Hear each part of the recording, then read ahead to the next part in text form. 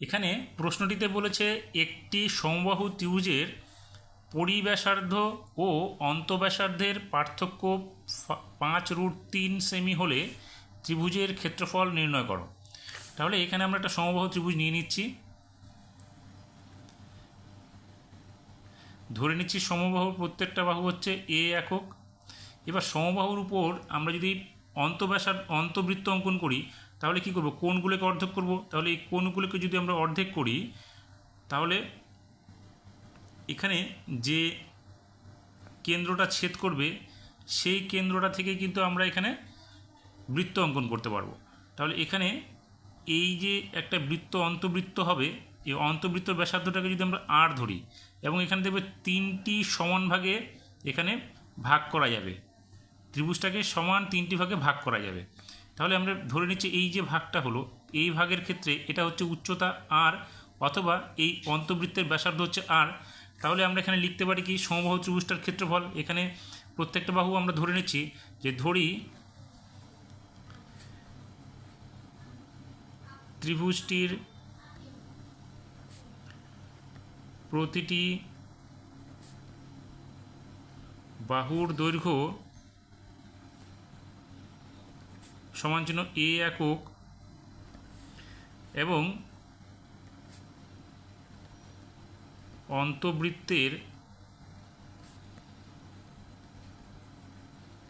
ব্যাসার্ধ সমান চিহ্ন আর একক।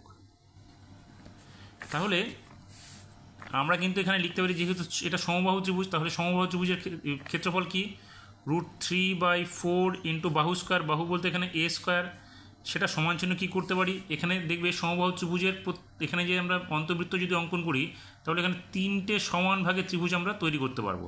তাহলে সেক্ষেত্রে প্রতিটি ত্রিভুজের ক্ষেত্রফল কী হবে, হাফ ইন্টু বাহু, হাফ ইন্টু ভূমি, ভূমি বলতে এখানে দেখো প্রত্যেকটা বাহুকে ভূমি ধরা হচ্ছে, তাহলে হাফ ইন্টু ভূমি, ভূমি বলতে এখানে এ ইন্টু উচ্চতা, উচ্চতা হচ্ছে আমাদের এই আরটা, তাহলে এখানে হচ্ছে আর। এটা কয়টা ত্রিভুজের সঙ্গে পাচ্ছি আমরা, 3টে ত্রিভুজের পাচ্ছি এখানে, সেই জন্য 3টে ত্রিভুজের ক্ষেত্রফলটা হচ্ছে মোট ত্রিভুজটার ক্ষেত্রফলের সঙ্গে সমান।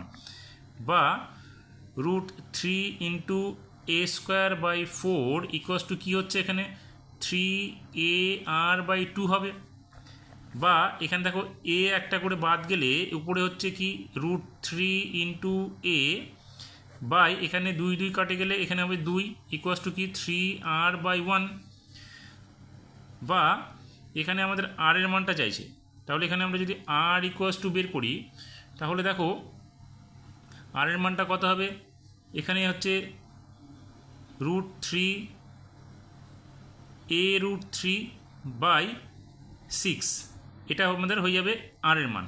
তাহলে এখানে আর মানে কি, আর মানে হচ্ছে এখানে অন্তবৃত্তের ব্যাসার্ধ।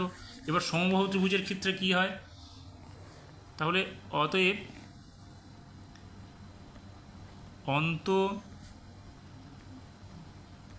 অন্তবৃত্তের ব্যাসার্ধ সমান চিহ্ন কী হলো, a√3/6 হলো। এখন আমরা জানি যে সমবাহু ত্রিভুজের পরিবৃত্তের ব্যাসার্ধ হচ্ছে অন্তবৃত্তের ব্যাসার্ধের দ্বিগুণ। সেক্ষেত্রে সুতরাং পরিবৃত্তের ব্যাসার্ধ কী হবে, দ্বিগুণ হবে অন্তবৃত্তের।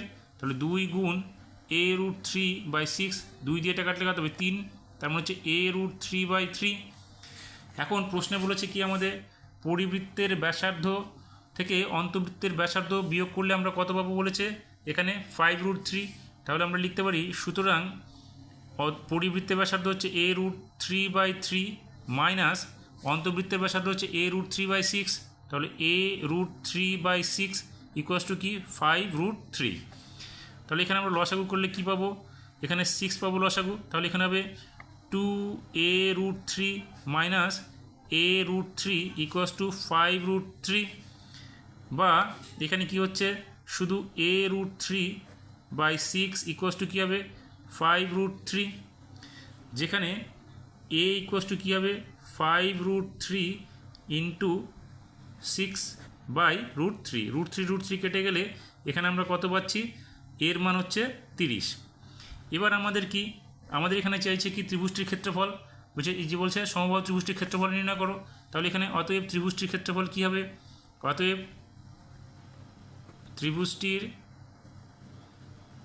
ক্ষেত্রফল কী হবে? √3/4 ইন্টু বাহু স্কোয়ার, বাহু স্কোয়ার বলতে এখানে 30-এর স্কোয়ার, তাহলে এখানে √3/4 ইন্টু 3 9 আর 2 শূন্য অর্থাৎ 900। তাহলে এখন আমরা এখানে 2 দিয়ে যদি এটাকে কাটি আমরা, তাহলে কত পাবো?